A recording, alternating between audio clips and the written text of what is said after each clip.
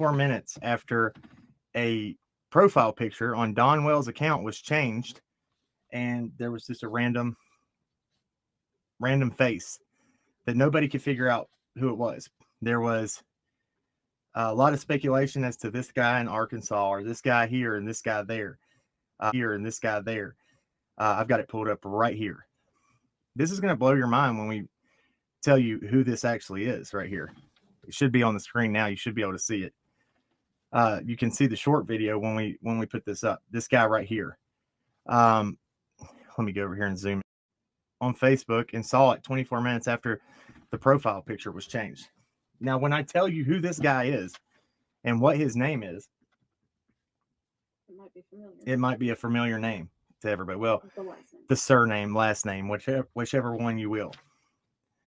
So let me do this real quick, and we'll just this is who that person would be. His name is Joseph Gully from Rogersville, Tennessee. Are we familiar with that last name? Yes. And why? Because it ties to two now RSOs in Hawkins and Sullivan County, one who used to work for Hawkins County Sheriff's Department, and another one, Zachary Gully, that's tied through Rachel Gully, who was with John Allen Biggins.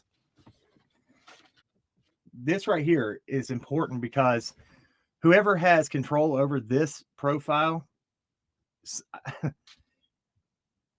when that was changed, it was right around the time that we were just talking about and finding out everything with the Gullys and everything. Okay. Is this somebody giving somebody a clue?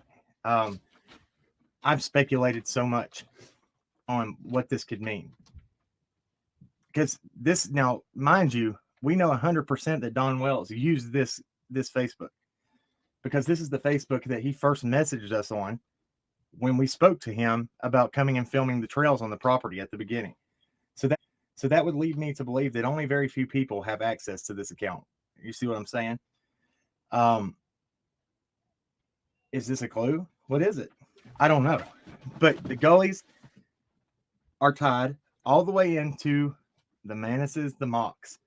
Now, speaking of the Manisses and the Mocks, who are not only the children, the last name's the two girls, the children of Mary Sexton, who is Don Wells' stepdad's sister, her children that lived right behind on Simpson Road. That's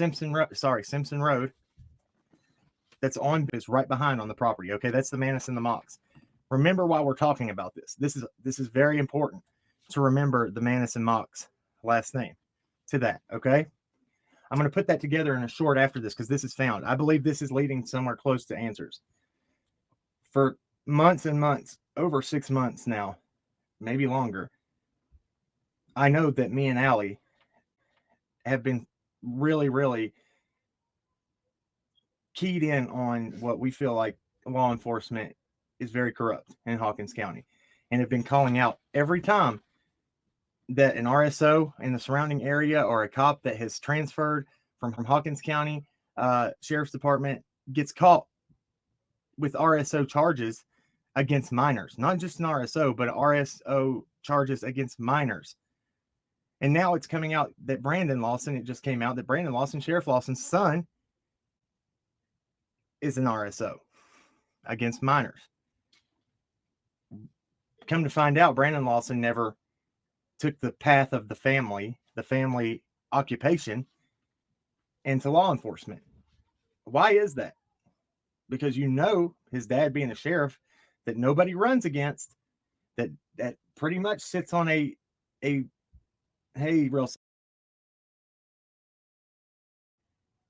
knowing that Ronnie Lawson has this nobody runs against him. Nobody tries to step up against him for sheriff. Why is that? He could have his son in any position of power in that county, right? Yeah. I mean, we see that even a assistant district attorney out of Greene County, even though he has that phone call to Smiley's. If y'all haven't seen that, I promote that call that she does with what's his name, Alli? Cecil? Mills, Cecil Mills? right? Yes, Cecil Mills. And when she has that phone call with him, he is very, very appreciative and thank you for being so nice. And it struck me as very weird because he's under fire for the very, very small plea that he allowed Brandon to take or gave him, mind you. If you've ever met a Commonwealth attorney or a district attorney or a prosecuting attorney, do they ever sound like Mr. Cecil Mills sounds? Thank you so much. I know that right there. Those kind of people usually assert their power. They're very confident and they don't take no shit from nobody.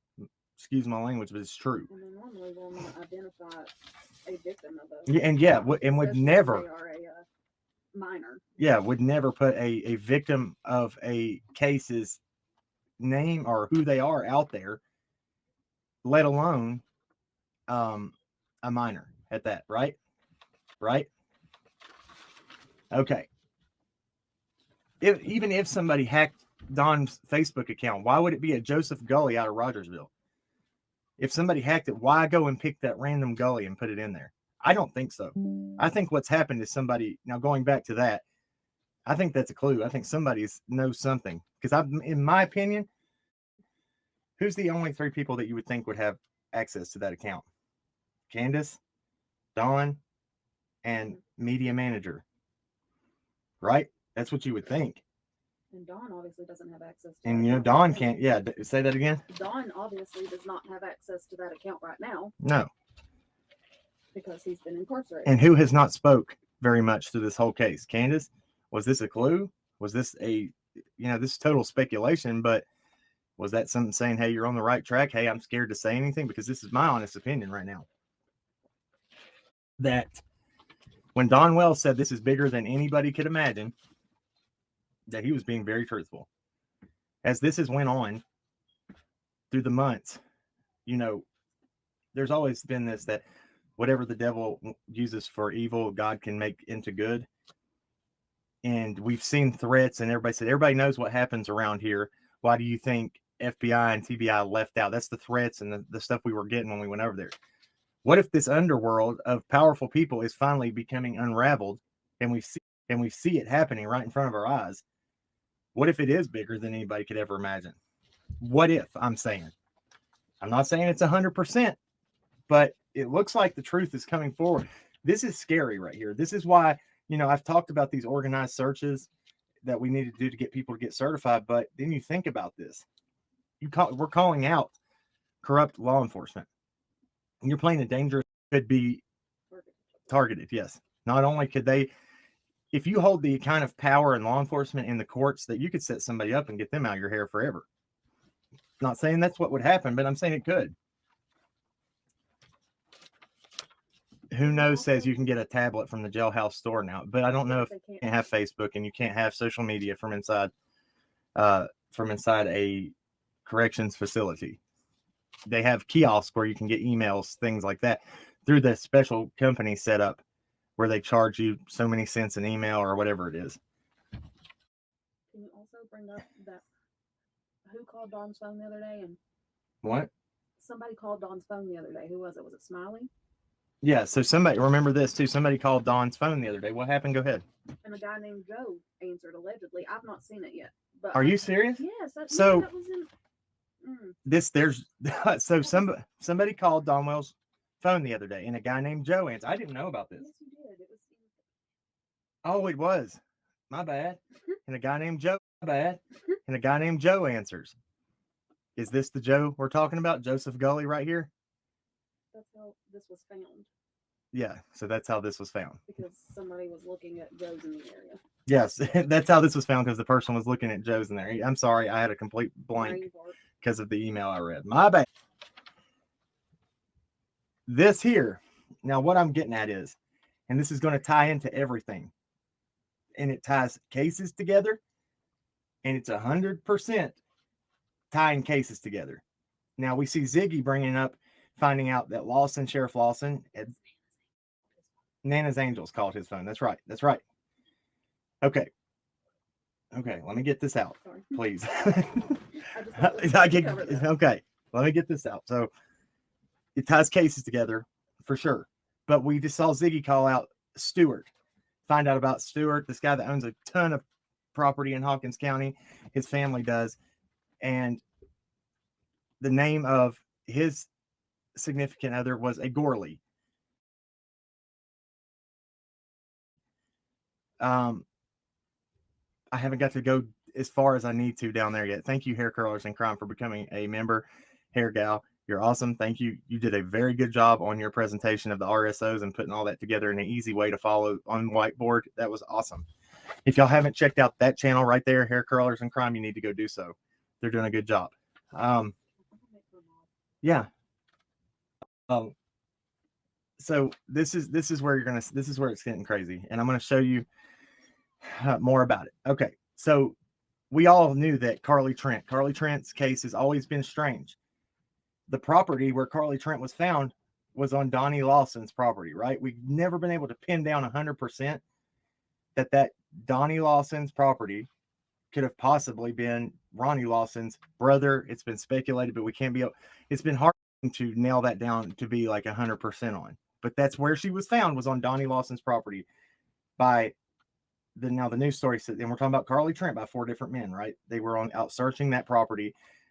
One man does a TV interview on top of a mountain where they had service, and a tip comes in, not the feds, not Hawkins County, not TBI, but these four individuals that are just random citizens searching gets a tip that Carly is out on Donnie Lawson's property, and they find her there. Okay, there's that. Then you go and look at what happened. None of these men accepted the reward money.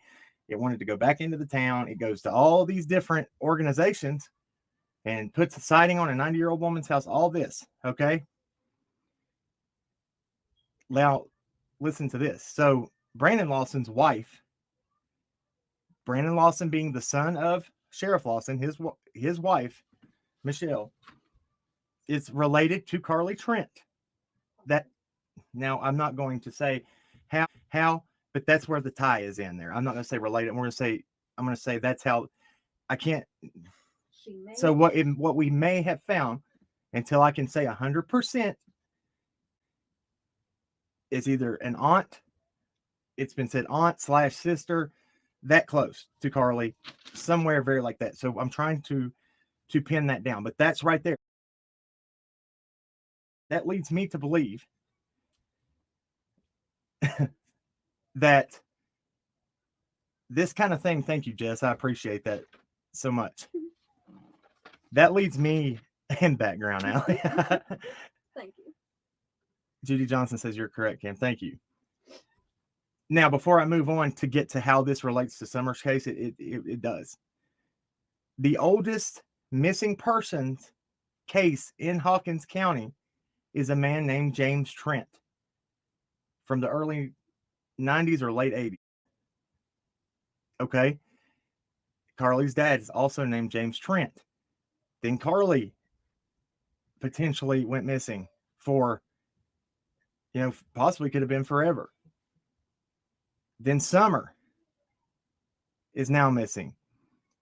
There are the Manis and the Mox, which are Mary Sexton, that live right there behind Don Wells on 110 Ben Hill, are all, there's many of them that work directly for Sheriff Lawson and Hawkins County Sheriff's Department.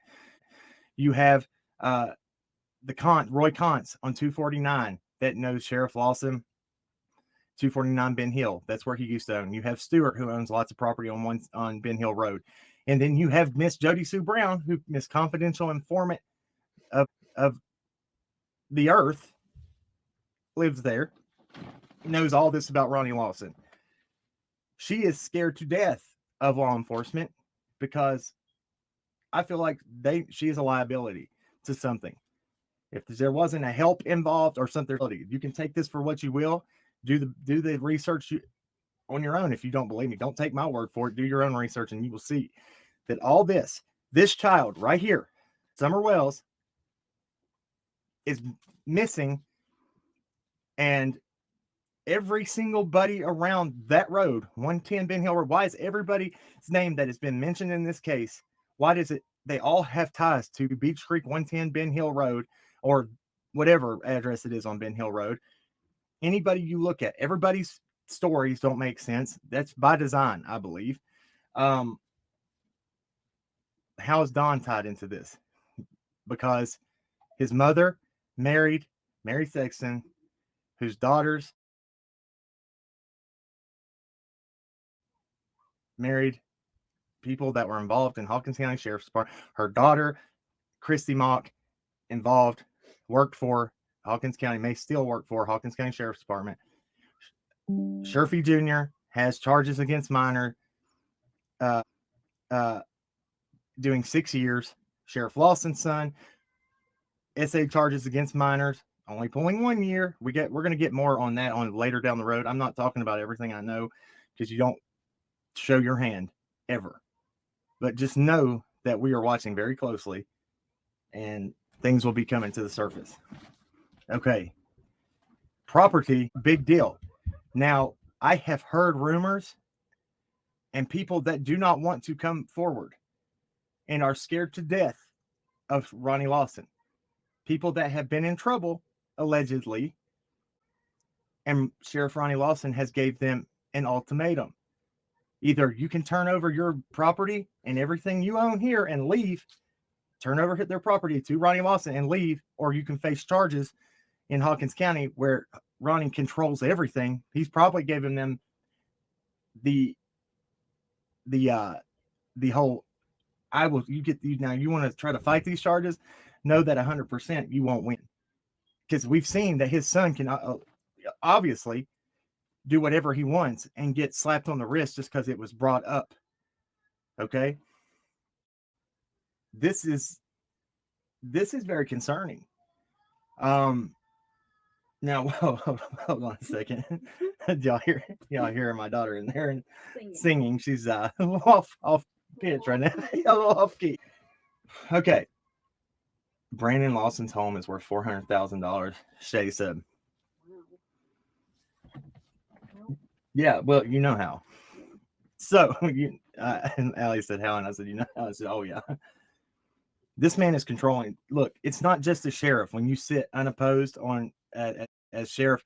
Now, I came across a story by Jeff Bobo. If you don't know who Jeff Bobo is, for the Rogersville Review, Times News in Hawkins County, that Ronnie Lawson now holds the record for the longest sitting sheriff in Hawkins County, running unopposed for the how many 4-year term unopposed. What was it? How many times? So now he holds the whatever it's called for being the longest sitting sheriff, whatever. But that doesn't give him just power over the sheriff. He probably controls everything and has his hand in every little thing that happens in that county. What happens if they need more funding? We've seen it. Angel Talks Too Fast has been busting that wide open.